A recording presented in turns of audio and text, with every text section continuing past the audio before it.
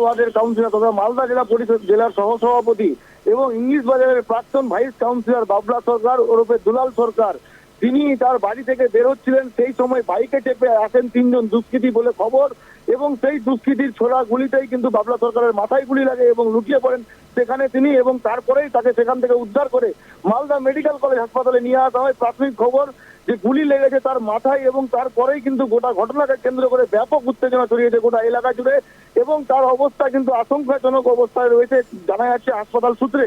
এবং তাকে কিন্তু ডাক্তাররা এখন বর্তমানে মালদা মেডিকেল কলেজে যে ট্রমা ইউনিট আছে, অর্থাৎ যে ট্রমা কেয়ার যে ইউনিট আছে সেখানে কিন্তু তাকে নিয়ে আসা হয়েছে। তবে কে বা কারা এই গুলি করলো, কি উদ্দেশ্যে গুলি করলো এই কাউন্সিলরকে, এবং তোমাকে জানিয়ে রাখবো দুলাল সরকার বাবলা, অর্থাৎ যিনি বাবলা সরকার রয়েছেন উনি কিন্তু মুখ্যমন্ত্রীর খুব কাছের এবং মালদা জেলার কিন্তু একটি দাপটের নেতা, অর্থাৎ তৃণমূলের কিন্তু সভাপতিও তিনি ছিলেন মালদা জেলার, এবং ইংলিশ বাজার পৌরসভার কিন্তু চেয়ারম্যানের দায়িত্ব সামলিয়েছেন, এবং মালদা জেলার অত্যন্ত গুরুত্বপূর্ণ একটি মুখ।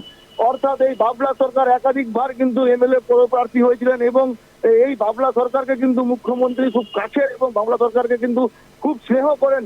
এবং এই বাবলা সরকার অর্থাৎ ওরফে দুলাল সরকারকে যে কে বা কারা দুষ্কৃতীরা গুলি করলো তা নিয়ে কিন্তু উঠছে প্রশ্ন। প্রশাসনের তরফে কিন্তু আগুন তুলে দিচ্ছেন স্থানীয় বাসিন্দারা, যে দিনের মধ্যে কি করে একজন কাউন্সিলরকে গুলি করে দেওয়া হলো, অর্থাৎ কোথাও ফেলিয়ার করছে পুলিশের গোয়েন্দা বিভাগ, অর্থাৎ ইংলিশ বাজার পুলিশের তরফে কিন্তু এখন বড় চ্যালেঞ্জিং ব্যাপার যে কিভাবে এই গুলি করা হলো। প্রকাশ্য দিবালোকে শুট আউটের ঘটনাকে কেন্দ্র করে ব্যাপক উত্তেজনা মালদায়। সুষমা, রাহুল, পুলিশ কি ঘটনায় এখনো অবধি কাউকে গ্রেপ্তার করেছে বা কাউকে সন্দেহ করা হচ্ছে?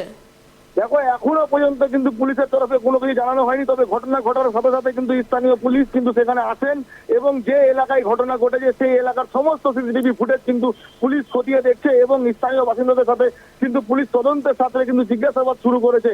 এখনো কিন্তু গোটা এলাকা কিন্তু থমথমে রয়েছে, সবাই কিন্তু তাকিয়ে রয়েছে বাবলা সরকারের শারীরিক পরিস্থিতির দিকে।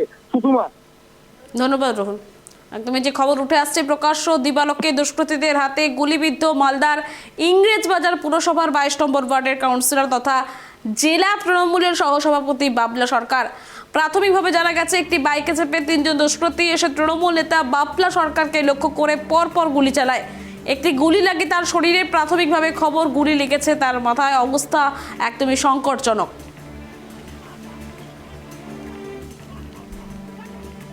একদমই যে ছবি দেখতে পাচ্ছেন প্রকাশ্য দিবালোকে শুট আউট, তৃণমূল নেতার মাথায় গুলি। প্রাথমিকভাবে যেমনটা জানা যাচ্ছে একদল দুষ্কৃতী গুলি করে, এবং যেমনটা জানা যাচ্ছে তিনি মুখ্যমন্ত্রীর খুবই কাছের ছিলেন। প্রকাশ্য দিবালোকে দুষ্কৃতীদের হাতে গুলিবিদ্ধ মালদার ইংরেজ বাজার পুরসভার 22 নম্বর ওয়ার্ডের কাউন্সিলর তথা জেলা তৃণমূলের সহসভাপতি ছিল এই বাবলা সরকার। প্রাথমিকভাবে যে খবর উঠে আসছে একটি বাইকে চেপে তিনজন দুষ্কৃতী তৃণমূল নেতা বাবলা সরকারকে লক্ষ্য করে গুলি চালায়। একটি গুলি লাগে তার শরীরে। যেমনটা জানা যাচ্ছে প্রাথমিকভাবে খবর একটি গুলি তার মাথায় লেগেছে। সংকটজনক অবস্থায় তিনি এখন রয়েছেন, তাকে চিকিৎসা কেন্দ্রে নিয়ে যাওয়া হচ্ছে।